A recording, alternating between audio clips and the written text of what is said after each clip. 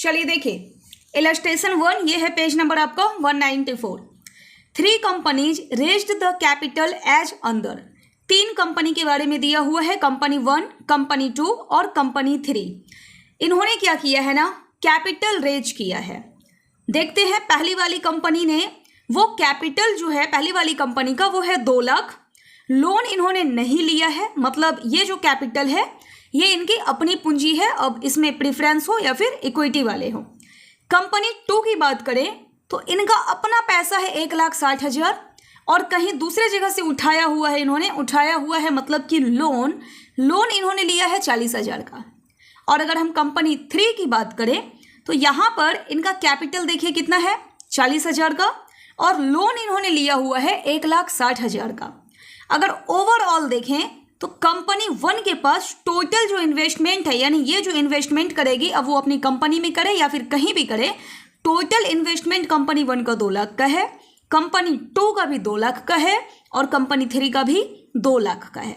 ठीक है, आगे बढ़ते हैं अब यहाँ से। Rate of interest on loan, ये जो लोन है ना, लोन के ऊपर जो आप इंटरेस्ट देंगे कितने का देंगे, 10% का। तो अब बताइए कंपनी 1 के पास लोन कितना है, नहीं है, तो इसमें हम इंटरेस्ट नहीं देंगे।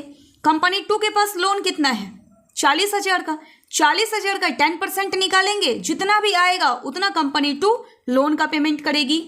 कंपनी 3 में देखिए 1,60,000 का लोन है, 1,60,000 का 10% निकालेंगे, जितना आएगा कंपनी 3 उतना पेमेंट लोन का करेगी। यहाँ से भी आगे बढ़ते हैं, ये है आपका रेट ऑफ रिटर्न। यहाँ पे दिया हुआ है आपका 3 केस है, 25%, 10%, 8%। ये 10% और 8% ना, ये हम बाद में देखेंगे, पहले इसको देखिए 25% को। ये रेट ऑफ रिटर्न होता क्या है, ये रेट ऑफ रिटर्न जो है ना, ये 25% रेट ऑफ रिटर्न वो अमाउंट है जो कंपनी कमाती है। किस पर कमाएगी, अपने इन्वेस्टमेंट पर। तो कंपनी 1 ने टोटल इन्वेस्टमेंट कितना किया हुआ है 2 लाख, 2 लाख का 25% जितना आएगा ना, वो अर्निंग किसकी होगी, कंपनी की होगी। ध्यान में रखिएगा, कंपनी की, ना कि शेयर होल्डर की। फिर उसी तरह से अगर कंपनी 2 की बात करें तो इसमें भी आप 2 लाख का 25% निकालिएगा, कंपनी की कमाई है ये रेट ऑफ रिटर्न। उसी तरह से कंपनी 3 जो है, कंपनी 3, इसका टोटल इन्वेस्टमेंट है 2 लाख का, इसके ऊपर आप 25% निकालिएगा, ये जो कमाई होगी किसकी होगी, कंपनी की। कितने बार बोलोगे मैम, हाँ ठीक है कंपनी की। चलो आगे बढ़ो। रेट ऑफ टैक्स, टैक्स आपको देने हैं कितने परसेंट, 26%, इंक्लूडिंग सेस, यानी केवल 26% का कैलकुलेशन करेंगे, इसके सिवा अपने मन से सेस आपको माइनस नहीं करना है। ये यहाँ पे बोल रहा है चिल्ला चिल्ला कर 26% इंक्लूडिंग सेस। चलो आगे आओ। Explain whose capital structure is the best and why. आपको ये बताना है कि कौन सी कंपनी का कैपिटल स्ट्रक्चर बेस्ट है। ये ना तीनों केस में आपको बताना पड़ेगा। अगर रेट ऑफ रिटर्न 25% है तो तीनों में से कौन सी कंपनी का स्ट्रक्चर, कैपिटल स्ट्रक्चर, यानी कि ये दोनों मिलकर के टोटल कैपिटल बना हुआ है, तो किसका स्ट्रक्चर बेहतर होगा। सेकेंड केस हम देखेंगे 10% वाला और थर्ड केस देखेंगे 8% वाला। अब आते हैं हम इसके कैलकुलेशन पर। सबसे पहले देखिए कंपनी कमा कितना रही है, कुछ कुछ तो याद आ रहा है, ये बताए थे कि ये होती है कंपनी की कमाई। ठीक है, रेट ऑफ रिटर्न पहला वाला केस क्या है 25%, इन्वेस्टमेंट तीनों का इक्वल है 2 लाख, 2 लाख का 25% निकालिए, पहले निकालते हैं। 2 लाख कितना निकालना है 25%, कितना आ गया 50,000। ये कमाई किसकी है, कंपनी की। चलो लिखो इसको।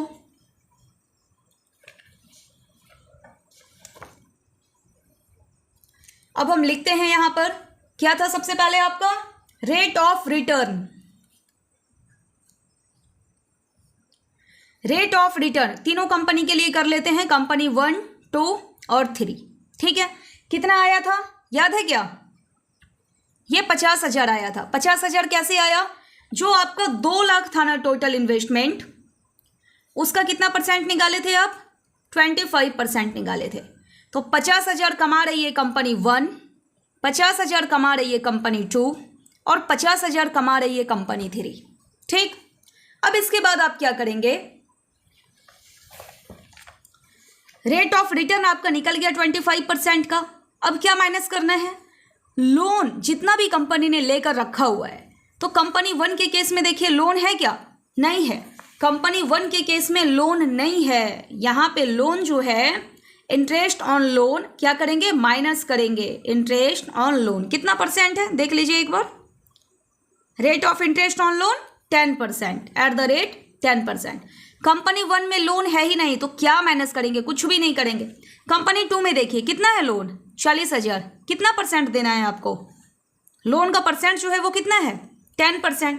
40,000 का 10% कितना हो गया? देखिए कैलकुलेट करके। 40,000 का 10% 4,000। 4,000 ये कंपनी लोन देगी। फिर कंपनी थ्री में देखिए, कंपनी थ्री में जो आपका लोन है वो कितना है? 1,60,000। 1,60,000 कितना परसेंट इंटरेस्ट? 10%। 10% कीजिए कैलकुलेट।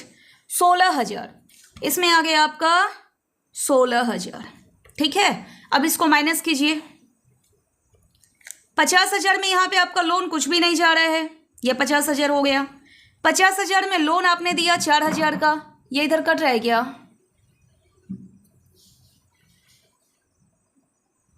ठीक है, 50,000 में यहाँ पे आपने लोन दिया 4,000 का, कितना बच गया? 46,000।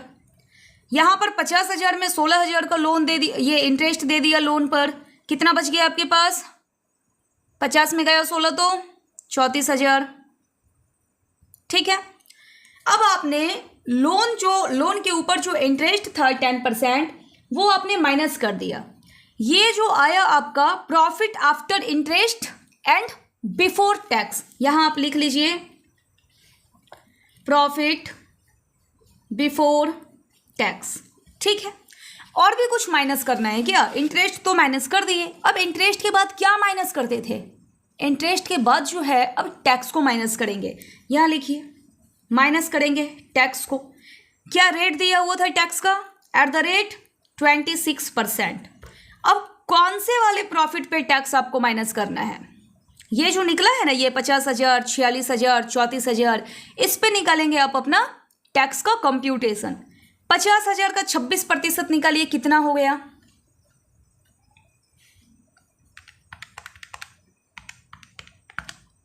13,000। पहली कंपनी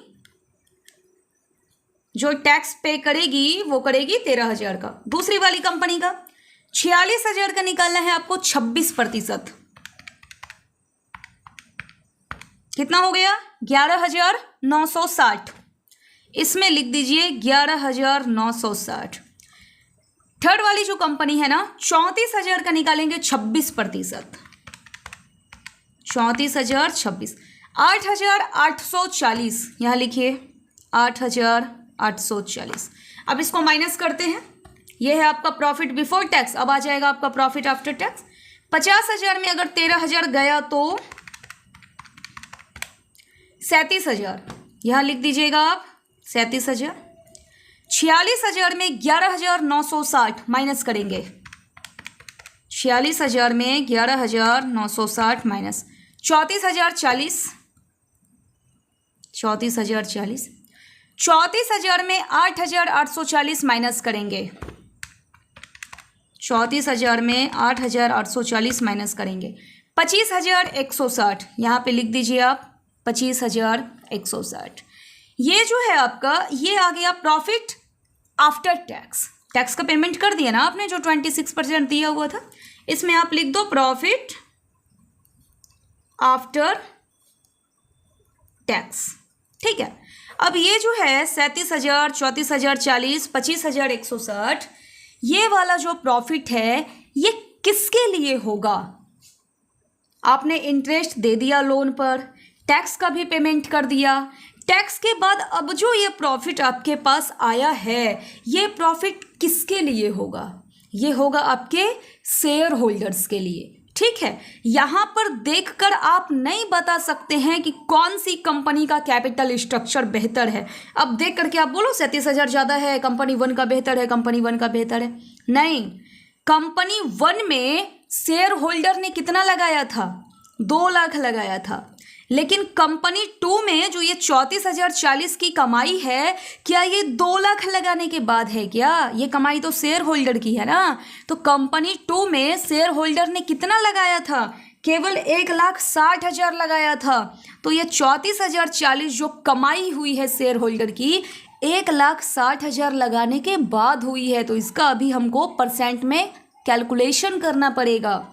कंपनी 3 में देखिए 25,160 की जो कमाई हुई है, यहाँ पर शेयर होल्डर ने कितना 2 लाख लगाया था? अरे नहीं, क्वेश्चन देखो कितना लगाया था, 40,000 लगाया था। ये 25,160 की जो कमाई है ना, ये 40,000 पर हुई है। ठीक है, अब हम इसका क्या करेंगे, कंप्यूटेशन करेंगे। कंप्यूटेशन करने के बाद हमारा निकलेगा यहाँ पर रिटर्न ऑन इक्विटी, यानी कि शेयर होल्डर प्रेफरेंस के बारे में यहाँ कुछ भी नहीं है दिया हुआ, तो हम इसको इक्विटी मानकर चलते हैं। जो इक्विटी शेयर होल्डर्स हैं उनको रिटर्न कितना मिल रहा है अपने इन्वेस्टमेंट पर। थोड़ा सा ना अब यहाँ पर आपका रफ वर्क होगा। देखिए, अगर हम कंपनी 1 की बात करें, कंपनी 1 के केस में कंपनी 1 जो है कमा कितना रही है, अब यहाँ पे देखो, कंपनी नहीं यानी कि शेयर होल्डर के लिए यहाँ पे कितना पैसा है बचा हुआ, 37,000। और कंपनी 1 में इसके भी फर्स्ट केस में ये 37,000 कितना लगाकर कमा रही है। एक बार आप बुक देखिए, ये जो 37,000 की कमाई हुई है, कैपिटल कितना लगा है इस पर, 2 लाख का कैपिटल लगा है। 2 लाख से आप क्या कर देंगे, यहाँ पर भाग कर देंगे। परसेंट में जाना है आपको, मल्टीप्लाई कर दो 100 से। देखो अब कितना आता है, 37,000 बटे 2 लाख, 37,000 बटे 2 लाख, गुना करेंगे 100 से, कितना आ गया, 18.5%। यहाँ लिखिएगा रिटर्न ऑन इक्विटी 18.5%। अब इसमें भी लिख दूँ मैं 18.5%। ठीक है, आगे बढ़ो अब यहाँ से। अब आगे क्या बढ़ना है, ये दोनों का कंप्यूटेशन आप कर लो। कंपनी 2 के केस में देखो कितनी कमाई हो रही है शेयर होल्डर के लिए, कितना है, 34,040 है। लेकिन ये 34,040 जो है ना, कितना लगाया जो इतना कमाया, वापस से देखो जो क्वेश्चन है दिया हुआ। कंपनी 2 कैपिटल कितना है, 1,60,000, 1,60,000 लगाया तो 34,040 कमाया। यहाँ लिखो 1,60,000। अब ज़्यादा खुश होके कर देना, यहाँ 2 लाख हो जाएगा गलत। 34,040 किससे डिवाइड करेंगे, 1,60,000, 1,60,000 और फिर परसेंट में जाने के लिए मल्टीप्लाई 21.275 लिखो यहाँ पर, 21.275, यहाँ भी लिखो 21.275। अब कंपनी 3 के केस में देखो, जो आपकी 3rd कंपनी है, कंपनी 3, कितनी कमाई हो रही है, 25,160 की। लगाया कितना था शेयर होल्डर, वापस से देखो कितना लगाया था, 25,160 कमा रहा है, कितना लगाकर, 40,000 लगाकर। करो कंप्यूटेशन अब इसका, यहाँ लिखेंगे 25,160 डिवाइडेड बाय कितना लगाया था, 40,000 लगाया था, मल्टीप्लाई कर दो 100 से, देखो कितना आ रहा है, 25,160 डिवाइडेड बाय 40,000, मल्टीप्लाई कर दो किससे, 100 से, 62.9, यहाँ पर लिख दो 62.9%, कितना आ गया, 62.9%। अब देखिए, अब आप कंपेयर कर पा रहे होंगे इक्विटी ज़्यादा यहाँ पर कमा रहे हैं या फिर कंपनी 2 के केस में या फिर यहाँ 3 के केस में, कहाँ पर इक्विटी वाले का रिटर्न जो है वो ज़्यादा है। अब आप देखकर इजीली कंपेयर कर पा रहे होंगे। अगर आपका रेट ऑफ रिटर्न 25% है तो capital structure of company 3 is best. अब ये तीनों का कंपेयर करो, सबसे ज़्यादा आपको कहाँ लग रहा है, यही है 62.9%। आपको ना अपने कंक्लूजन में 2-3 लाइन का कंक्लूजन आप लिख दोगे, अपना आंसर लिखोगे, क्योंकि क्वेश्चन में आपसे पूछा था explain which capital structure is the best and why. केवल इतना नहीं करना है कि company 3 capital structure is the best if the rate of return 25%। अब देखो कारण क्या है, देखते हैं एक बार वापस से आपके क्वेश्चन को।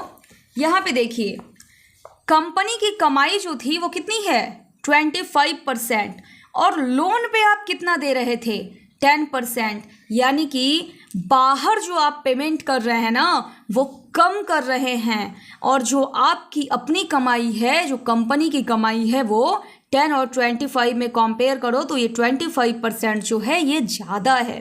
ठीक है, यहाँ पे आप देख रहे हैं कि अगर आप बाहर से ज़्यादा लोन लेके आते हैं तो देना तो पड़ रहा है केवल 10% ही, लेकिन आपकी कमाई जो है वो हो रही है 25%। और अगर तीनों का केस देखो तो आप थर्ड केस में देखो कि ये ज़्यादा अमाउंट जो है वो बाहर से लेकर आया था 1,60,000, इसलिए जो आपका आंसर आया है वो है capital structure of company 3 is the best. ठीक है।